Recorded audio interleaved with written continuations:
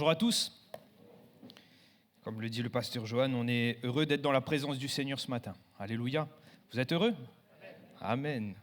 Ça fait plaisir de vous entendre et de voir que nous sommes là et que nous nous réjouissons d'être ici ce matin. Je crois qu'il est bon pour nous d'être là. J'ai eu à cœur de partager avec vous un message que j'ai jugé personnellement être un peu à contre-courant de ces jours dans lesquels nous vivons. Pourquoi ? Parce que, je ne sais pas si vous avez remarqué, mais dans cette dernière semaine, ou en tout cas encore plus ce week-end, on parle beaucoup de la mort, on parle beaucoup de choses qui ne sont pas réjouissantes. Vous ne pouvez même pas aller acheter un pain au chocolat sans voir une tête de mort. C'est devenu incroyable. Le siècle dans lequel on vit, on se réjouit de choses qu'on ne devrait peut-être pas se réjouir. Mais je crois que le monde fait ces choses parce que le monde n'est pas conscient de ce qu'il est en train de parler. Parce que le monde n'a pas reçu la lumière qu'est Christ. Et j'aimerais nous parler justement de cette lumière ce matin. Et nous allons ouvrir notre Bible et lire ce passage qui se trouve dans l'Épître aux Thessaloniciens au chapitre 5. On va lire les 11 premiers versets.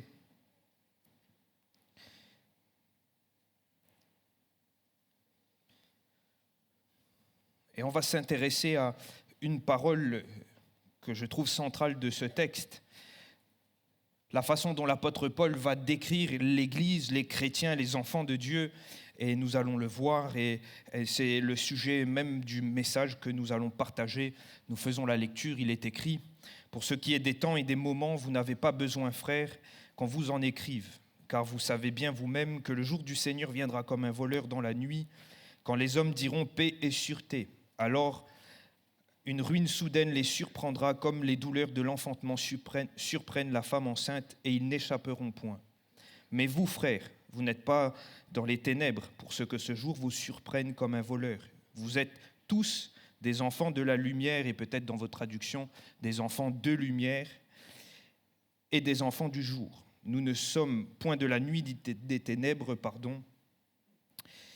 Ne dormons donc point comme les autres, mais veillons et soyons sobres, car ceux qui dorment, dorment la nuit, et ceux qui s'enivrent, s'enivrent la nuit. Mais nous qui nous sommes du jour, soyons sobres, ayant revêtu la cuirasse de la foi et de l'amour, et ayant pour casque l'espérance du salut, car Dieu ne nous a pas destinés à la colère, mais à la possession du salut par notre Seigneur Jésus-Christ, qui est mort pour nous, afin que soit que nous veillons, soit que nous dormions, nous vivions ensemble avec lui. C'est pourquoi exhortez-vous réciproquement et édifiez-vous les uns les autres, comme en réalité vous le faites. Amen.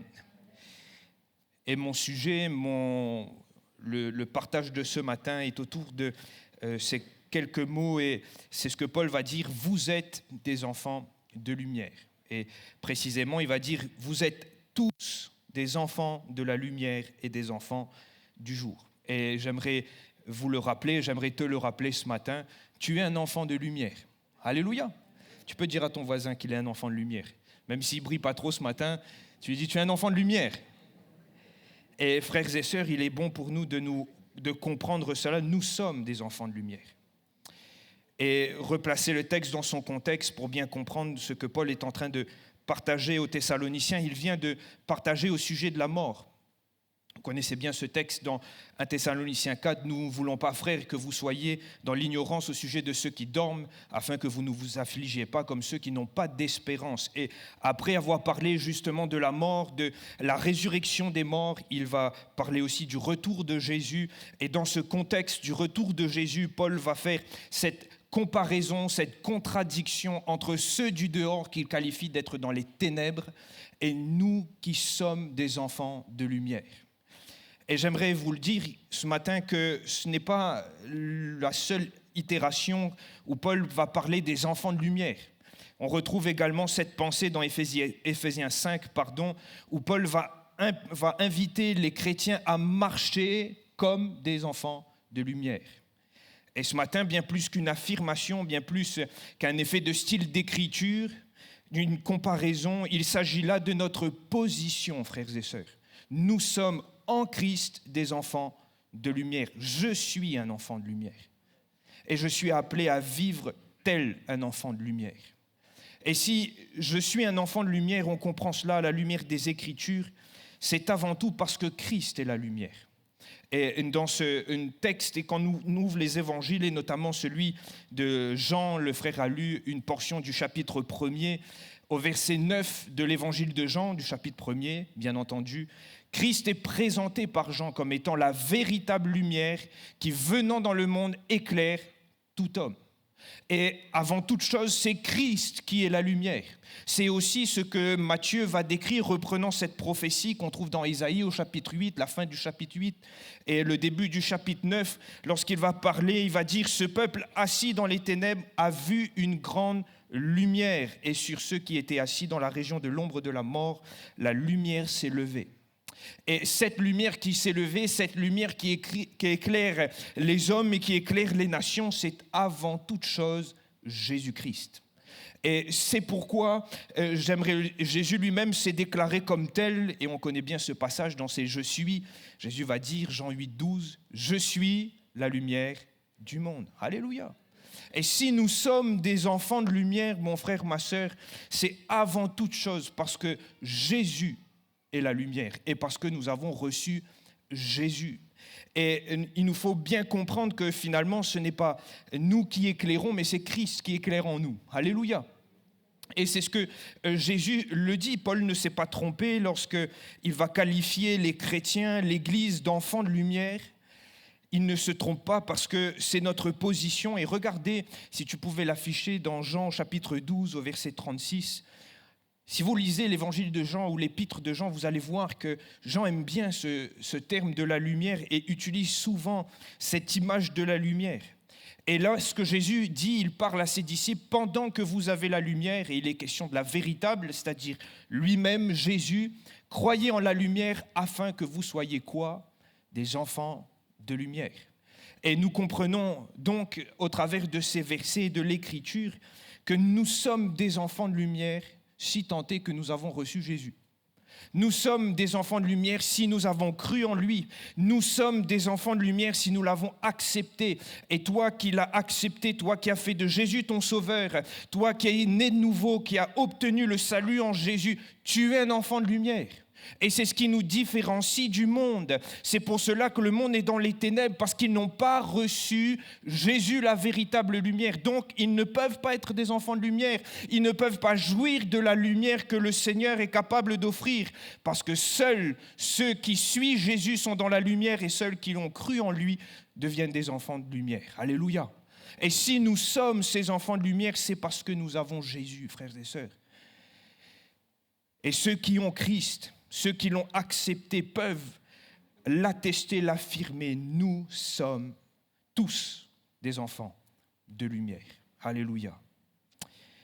Et on comprend que cette lumière est attachée finalement à la révélation de Christ à nos cœurs, au salut qu'il nous a offert. Et l'apôtre Pierre pouvait le dire dans sa première épître au chapitre 2 au verset 9, qui nous a sortis des ténèbres, appelés des ténèbres ou arrachés des ténèbres, jusqu'à où ? Son admirable lumière. Alléluia. Et c'est ce que Christ a fait pour moi, c'est ce que Christ a fait pour toi. Et peut-être une personne qui ne l'a pas encore accepté, j'aimerais te dire, ne reste pas à côté de la lumière, mais accepte Jésus afin que la lumière puisse luire dans ton cœur également. Alléluia. Accepte Jésus afin que le Seigneur puisse être aussi la lumière. Et dans ce monde de ténèbres, il n'y a que ceux qui sont à Jésus qui peuvent faire la différence, parce que nous avons la lumière. Alléluia. Mes frères et sœurs, si Christ est la lumière, si à cause de cela et parce que nous l'avons accepté, que nous le suivons, que nous marchons sur ses pas, parce que nous croyons en lui, nous sommes aussi des enfants de lumière.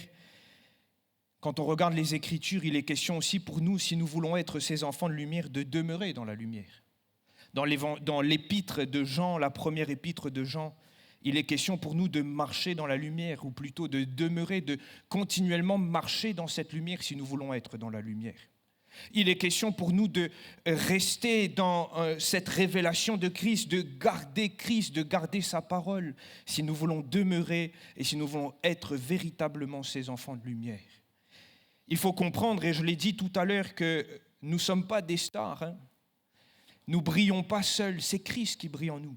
Dès lors que nous nous éloignons de cette lumière, dès lors que nous la mettons de côté, frères et sœurs, nous ne brillons plus.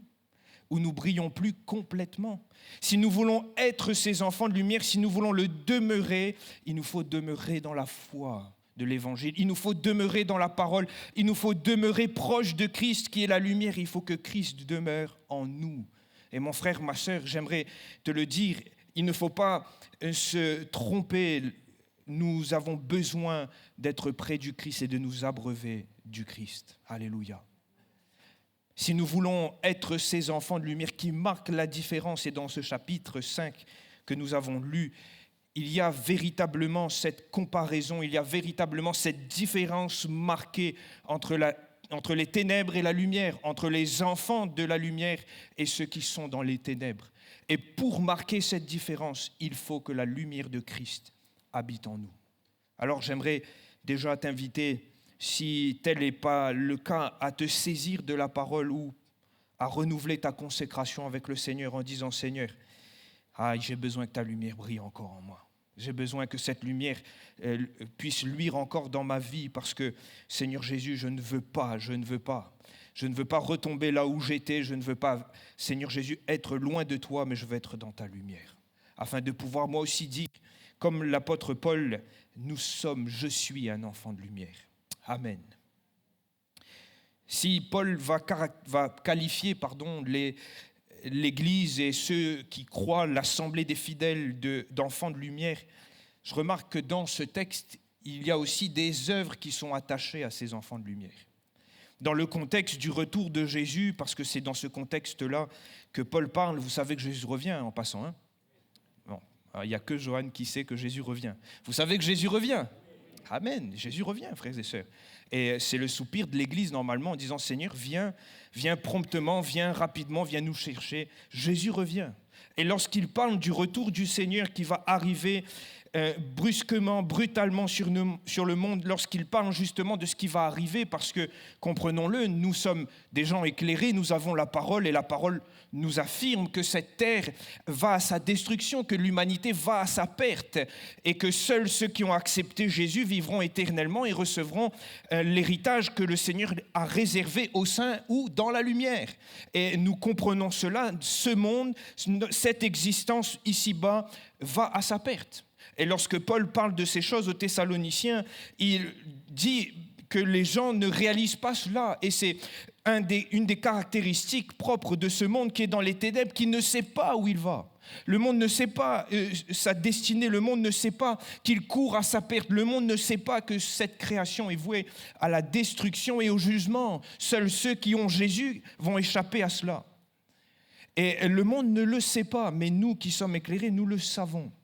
Alors la première des injonctions, la première des œuvres et la première chose que le Seigneur et que Paul va nous laisser, il va dire « Vous êtes tous des enfants de lumière et des enfants du jour. Nous ne sommes ni de la nuit ni des ténèbres. » Et il va ajouter « Ne dormons donc point comme les autres. » Bien plus que le devoir de rester éveillé physiquement, mon frère, ma sœur, l'apôtre est en train de souligner l'attitude, ou je dirais l'état spirituel du croyant. Et il l'appuie sous forme d'une comparaison, c'est-à-dire qu'il n'est pas question, il ne nous dit pas qu'il ne faut pas dormir, mais il nous dit qu'il ne faut pas dormir comme ceux qui ne connaissent pas le Seigneur, comme les autres. Il faut aussi comprendre dans le contexte, parce que j'ai parlé au chapitre 4 de ceux qui sont partis, que le terme « dormir » dans le chapitre 5 est différent du terme dans le chapitre 4.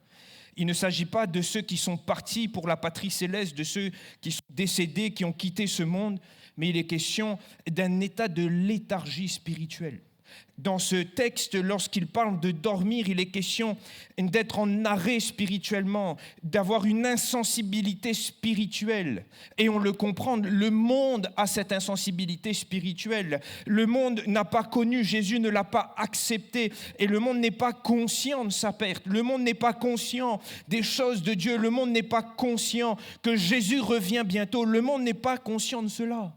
Et ce que Paul nous invite à faire, c'est de ne pas être comme le monde, mais d'être conscient, réveillé par rapport aux choses de Dieu.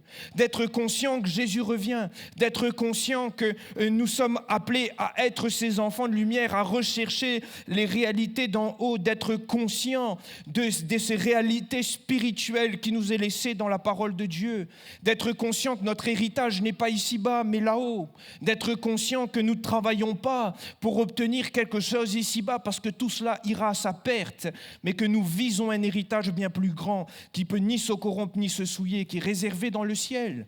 Notre trésor est dans le ciel. Et ces réalités, le monde ne l'a pas connu. C'est pourquoi, comme nous dit l'Écriture, ils disent « mangeons, buvons, demain nous mourrons ». C'est pourquoi ils se croient parfois en sûreté. C'est ce que Paul dit, que le retour de Jésus les surprendra. Pourquoi ? Parce qu'ils croiront être en paix et en sûreté, inconscients et insensibles à ce que la parole de Dieu avait dit, c'est-à-dire que Jésus allait revenir. Mais nous, frères et sœurs, toi mon frère, toi ma sœur, nous devons être réveillés spirituellement. Nous ne devons pas et nous ne pouvons pas vivre comme ceux qui ne connaissent pas Christ.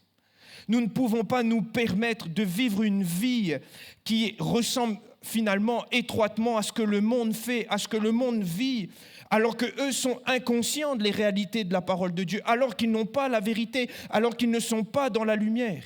Nous ne devons pas vivre comme eux.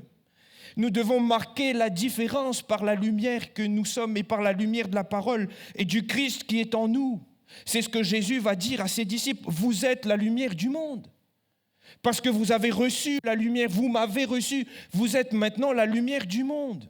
Nous sommes censés marquer une différence qui est flagrante, qui est tangible. Nous sommes censés briller, rayonner autour de nous. Pas par nos actes, pas par nos actes purement humains, mais parce que Christ habite dans nos cœurs. Les gens devraient être frappés de la vie des croyants, les gens devraient être frappés de l'action de Christ, les gens devraient voir en nous Jésus. C'est ce que Paul et Barnabas vont dire dans Actes 13 et 47. Acte 13, verset 47 plutôt. Et ils vont le dire que Christ a ordonné et il a dit « Je t'ai établi pour être la lumière des nations, pour porter le salut jusqu'aux extrémités de la terre. » Mon frère, ma sœur, est-ce que nous rayonnons au point de porter le salut juste par notre présence, par ce que nous sommes ? Ou est-ce que nous sommes malheureusement de ceux qui finalement rangent la lumière dans un coin, comme dirait Jésus dans ce texte de Matthieu ? Nous mettons la lumière sous le boisseau, de peur que ça éclaire. Est-ce que nous sommes de ceux qui, finalement, au milieu du monde, ressemblent de beaucoup au monde ? Ou est-ce que notre présence marque la différence ? Mon frère, ma sœur, tu es un enfant de lumière. Ceux qui sont dans les ténèbres devraient être éclairés par toi, par ta vie, par la présence de Christ dans ton cœur. Nous sommes appelés à briller et à rayonner sur ceux qui sont autour. Je note que parfois, c'est le monde qui nous apprend et qui nous donne des leçons sur la vie, parfois même sur des choses qui sont tellement simples, comme l'amour fraternel. On a du mal à aimer, à s'aimer les uns les autres. On aime les uns, mais les autres, on ne les aime pas trop. On aime ceux qui nous aiment, mais ceux qui nous haïssent, ça, Seigneur, tu nous demandes beaucoup. Et pourtant, l'apôtre Jean, dans sa première épître, il va dire, mais si nous ne sommes pas capables d'aimer notre frère, nous ne pouvons pas dire que nous sommes dans la lumière. Je reprends toujours dans cet exemple de la lumière qui doit marquer la différence. Qu'est-ce que Jésus a dit à ses disciples ? Aimez-vous les uns les autres, et le monde saura que vous êtes mes disciples. Et pourtant, parfois, juste par ce biais, nous ne rayonnons pas, frères et sœurs. Ou permettez-moi cette ironie, nous brillons, mais de la mauvaise manière. Nos actes brillent d'une certaine façon, mais pas au crédit de l'Évangile, mais plutôt à son discrédit. Frère, mon frère, ma sœur, j'aimerais te le rappeler que ta position en Christ, toi qui as reçu la lumière, c'est d'être un enfant de lumière.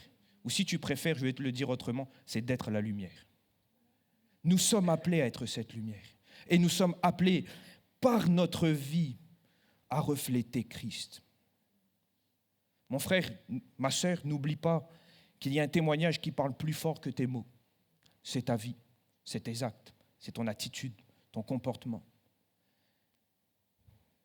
Parce que nous pouvons dire plein de choses, nous pouvons souvent parler de Christ. Parfois même ceux qui ne connaissent pas le Seigneur, on peut les saouler avec le Seigneur en donnant des paroles sur des paroles, en les harcelant de la parole de Dieu. Mais si notre vie ne témoigne pas de ce que nous disons, franchement, vous savez, ça ne sert à rien. Parce que notre témoignage oral est discrédité par notre témoignage de vie. Nos actes portent un discrédit sur nos paroles. Et pourtant, mon frère, ma sœur, j'aimerais le dire peut-être à quelqu'un particulièrement ce matin, tu es appelé à être réveillé sur ces réalités spirituelles. Et je note que si parfois nous ne brillons pas, c'est parce que aussi nous ne sommes plus réveillés par rapport à ces réalités. Nous avons mis toutes les choses qui concernent la parole, les réalités célestes, les bénédictions spirituelles de côté pour chercher parfois ce qui est purement humain, purement terrestre, purement terre à terre. Et le Seigneur nous amène à considérer que si nous voulons briller, si nous voulons être cette lumière, il faut faire de Christ notre lumière. Il faut pouvoir nous entretenir de Christ. Il nous faut être réveillés sur les réalités spirituelles. Et peut-être que quelqu'un a besoin d'entendre cette parole ce matin. Il faut que tu te ressaisisses. Il faut que tu te réveilles. Et il faut que tu te remettes à chercher les réalités d'en haut. Parce que c'est comme cela et uniquement comme cela que cette lumière va briller et va briller encore. Tu es un enfant de lumière, mon frère, ma sœur. Nous sommes des enfants de lumière. Nous tous, nous sommes enfants de lumière. Alors, ne dormons point. Réveillons-nous. Alléluia. Réveillons-nous pour le Seigneur. Si Paul va inviter les chrétiens à être réveillés, à ne point dormir, il va ajouter dans la lecture que nous avons faite, ne dormons donc point comme les autres, mais veillons et soyons sobres. Voilà la deuxième tâche, la deuxième injonction de l'apôtre. Et on comprend que dans le contexte du retour de Jésus, il n'est pas simplement question d'une sobriété par rapport à l'alcool, même si cela est important, mais il est question d'une sobriété de vie. Il est question de veiller sur nos vies, de veiller sur ce que rien ne soit un obstacle à ce que, quand Jésus reviendra, je sois avec lui. Il est question de veiller sur ma vie et à ce qu'il y a dans ma vie, afin qu'il n'y ait rien qui vienne empiéter l'œuvre de Jésus-Christ en moi, afin que rien ne vienne être un obstacle à mon salut, à ce que rien ne soit un fardeau trop lourd qui m'empêche de courir dans la carrière qui m'est ouverte. Il est question de veiller, tels ces 10 vierges qui étaient censées veiller le retour de l'époux. Il est question pour nous de veiller sur nos vies. Il est question pour nous de veiller sur nos vies et sur ce que nous faisons de nos vies. Mon frère, ma sœur, il est question de rejeter le péché, clairement. Il est question de le mettre au loin. Il est question pour nous de ne plus vivre comme ceux du dehors. Il est question pour nous de laisser Jésus luire dans notre cœur et que les ténèbres n'y soient plus. Il est question pour nous de ne plus nous adonner aux passions qui étaient nôtres autrefois. Il est question pour nous de ne pas mélanger ce qui est pur avec ce qui est souillé. Il est question pour nous d'avoir ces œuvres qui se manifestent au jour et non dans la nuit. Il est question pour nous de marquer la différence également sur ce que nous faisons, sur nos œuvres, sur nos actes. Parce que nous ne pouvons pas croire être dans la lumière et agir comme les gens qui sont dans les ténèbres. Et l'apôtre Jean va le dire, et on pourrait l'afficher dans la première épître de Jean, au chapitre 1er, les versets 5 à 7. Il va dire la nouvelle que nous avons apprise de lui et que nous vous annonçons, c'est que Dieu est lumière, nous l'avons dit, et qu'il n'y a point en lui de ténèbres. Si nous disons que nous sommes en communion avec lui et que nous marchions dans les ténèbres, nous mentons et nous ne pratiquons pas la vérité. Mais si nous marchons dans la lumière, comme il est lui-même dans la lumière, nous sommes mutuellement en communion et le sang de Jésus nous purifie de tout péché. Nous ne pouvons pas prétendre être dans la lumière et marcher dans les ténèbres. Nous ne pouvons pas prétendre être des enfants de lumière. Avoir la lumière de Jésus en nous et vivre une vie de compromission. Mon frère, ma sœur, il y a finalement avec le Seigneur, et c'est une grande réalité, il n'y a pas de petit péché. Le péché, c'est péché. Il n'y a pas de petites choses que nous pouvons laisser là en se disant non, mais je contrôle, je maîtrise. Non, le Seigneur nous appelle à veiller, à vivre une vie de sobriété par rapport à ces choses. À rejeter le péché, à nous laver de ces choses, à travailler à notre sanctification. Et même lorsque Jésus va parler à cette foule dans Luc 11, il va dire à ces gens qui pourtant l'avaient vu, avaient entendu ses discours, l'avaient vu faire des miracles, avaient été au contact de la lumière, avaient entendu parler de cet évangile qui éclaire et qui est capable d'arracher quelqu'un des ténèbres. Jésus va leur dire, prenez donc garde que la lumière qui est en vous soit ténèbres. Et ce serait grave parce que dans le texte parallèle dans Matthieu, il est dit que si la lumière est en toi et ténèbres, combien sont grandes les ténèbres? Et mon frère, ma sœur, nous qui avons goûté à cette lumière, nous qui pensons marcher dans la lumière, nous qui pensons l'avoir reçue et pensons être des enfants de lumière, prenons garde à ce que nos vies soient véritablement au cordeau de la parole, soient véritablement alignées sur les prescriptions de Jésus, que notre vie reflète véritablement Christ, que c'est la vie de Dieu qui se développe en nous, que rien dans notre corps et dans notre vie vienne faire entrave à la vie de Dieu, que rien vienne nous bloquer par rapport au salut, nous empêcher d'obtenir notre salut à la fin.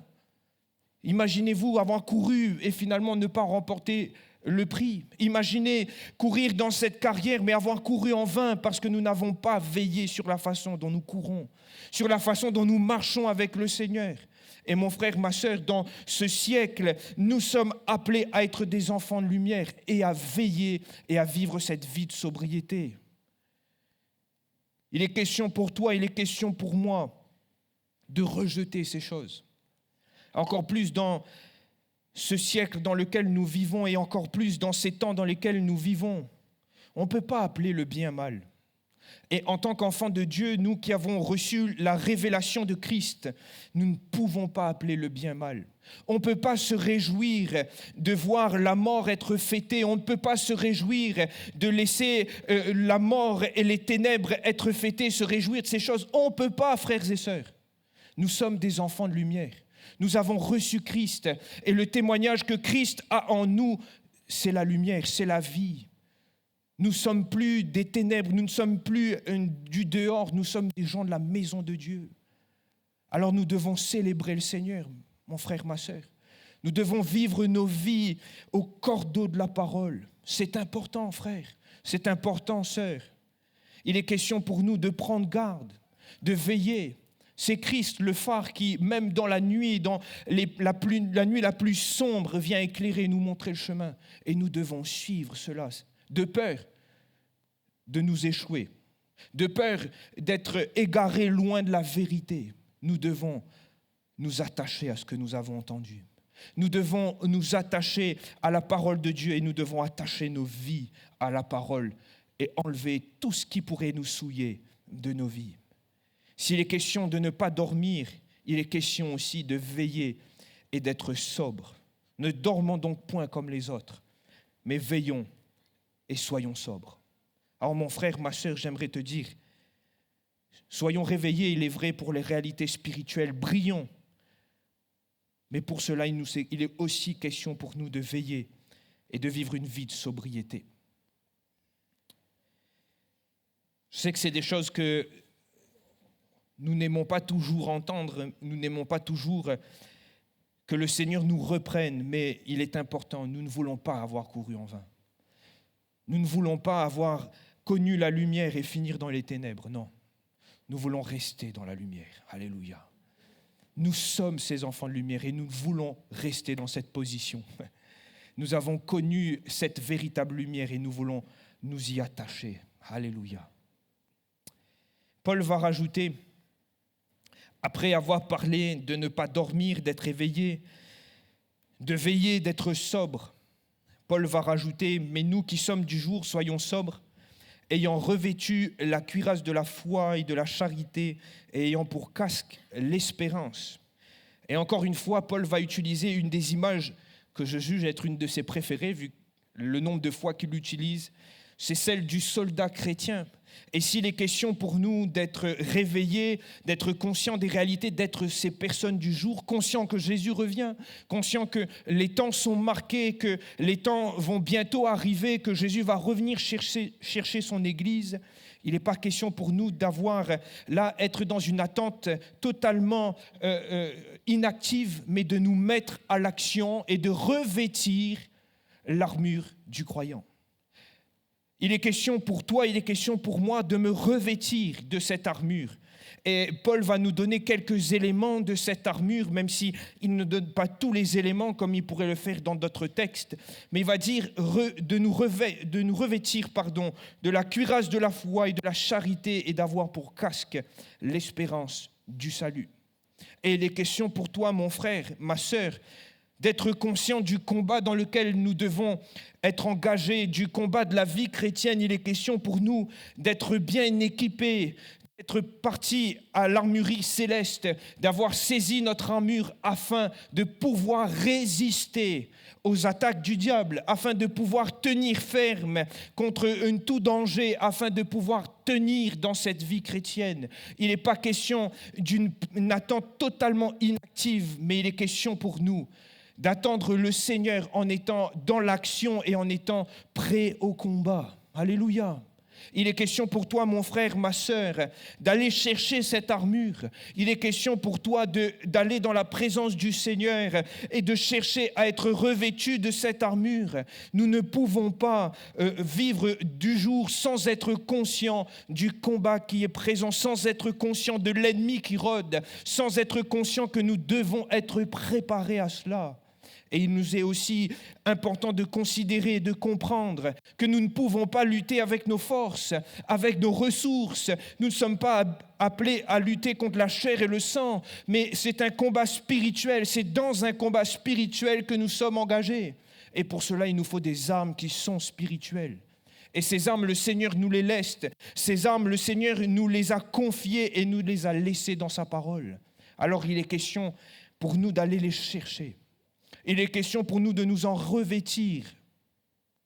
Et je remarque que si Paul ne nous donne pas tous les éléments de l'armure dans ce chapitre 4 de l'Épître aux Thessaloniciens, ce chapitre 5, de l'Épître aux Thessaloniciens, il va nous donner deux éléments, mais surtout trois vertus qui sont trois valeurs impérissables du royaume. Rappelez-vous, dans 1 Corinthiens 13 au verset 3, Paul a dit « Maintenant donc ces trois choses demeurent ». Et c'est ces trois choses qui nous laissent dans cette armure qu'il va laisser dans 1 Thessaloniciens 5. La foi, l'espérance et l'amour. Alléluia. 1 Corinthiens 13, 13. Et il est question pour nous d'aller chercher ces choses. Il est question pour nous de demeurer dans ces choses. Demeurer dans la foi. Demeurer dans l'amour. Il est vrai l'amour pour notre Seigneur, mais aussi cette dimension qui est purement terrestre, c'est l'amour les uns pour les autres. Et il est question pour nous de marcher, de combattre, de tenir en ayant en ligne de mire l'espérance du salut. Parce que notre espérance n'est pas ici-bas, mon frère, ma sœur. Même s'il nous faut être éprouvés pour un peu de temps ici-bas, notre espérance est d'être un jour avec Jésus dans le ciel. Nous ne courons pas pour un prix, pour une couronne qu'on pourrait remporter ici-bas, mais nous courons pour une couronne incorruptible qui nous est réservée dans les cieux. Alléluia. Et nous sommes ces enfants de lumière qui devons être revêtus de l'armure de Dieu, qui devons aussi vivre ces réalités, ces valeurs du royaume de Dieu. Et quelles sont ces trois belles valeurs importantes du royaume? La foi, l'espérance et l'amour. Mon frère, ma sœur, nous sommes appelés à nous revêtir de ces choses et à demeurer dans ces choses. Nous sommes appelés, il est vrai, à veiller, à être sobres dans notre vie chrétienne. Et nous sommes appelés, et tout cela ne peut se faire que si nous sommes réveillés spirituellement. Alors, ce matin, j'aimerais nous le rappeler, et je l'ai fait au travers du message. Nous sommes des enfants de lumière. Tu es un enfant de lumière. Nous sommes appelés à marquer la différence dans ce monde. Mais cela passera forcément par des chrétiens, par des hommes, des femmes réveillés. Réveillés sur les réalités spirituelles. ayant choisi de miser sur la parole de Dieu et sur le Seigneur, qui est la véritable lumière, et qui nous mettons à l'œuvre maintenant pour le Seigneur. Alléluia. L'apôtre Paul va terminer ce passage et son propos avec les Thessaloniciens concernant ceux qui dorment et également concernant le retour de Jésus en les invitant à s'édifier de ces choses, en s'invitant de s'exhorter les uns les autres. Et il est question pour nous, comme nous le faisons ce matin, à ce que dans la communion fraternelle, nous le rappelons. Nous sommes appelés à être la lumière du monde. Mon frère, ma sœur, tu es appelé à être la lumière du monde. J'aimerais le dire, je le martèle ce matin, mais je crois que c'est aussi là la pensée du Seigneur pour chacun d'entre nous. Nous devons marquer la différence. Mon frère, ma sœur, c'est tellement triste et tellement de fois on a entendu des gens dire « ça chrétien ça ?» On ne veut pas entendre de telles choses. Nous ne devons pas voir, comme l'apôtre Paul a pu dire, qu'il y a des abominations que telles on ne voit pas dans le monde. Nous devons marquer la différence, mais pas de la mauvaise manière, parce que la lumière de Christ brille en nous. Et cette lumière devrait luire dans l'Église et dans chacun d'entre nous ce matin. Alors puissions-nous nous réveiller sur les choses de Dieu et faire corps avec la parole, faire corps avec le Seigneur, afin que sa lumière brille en nous.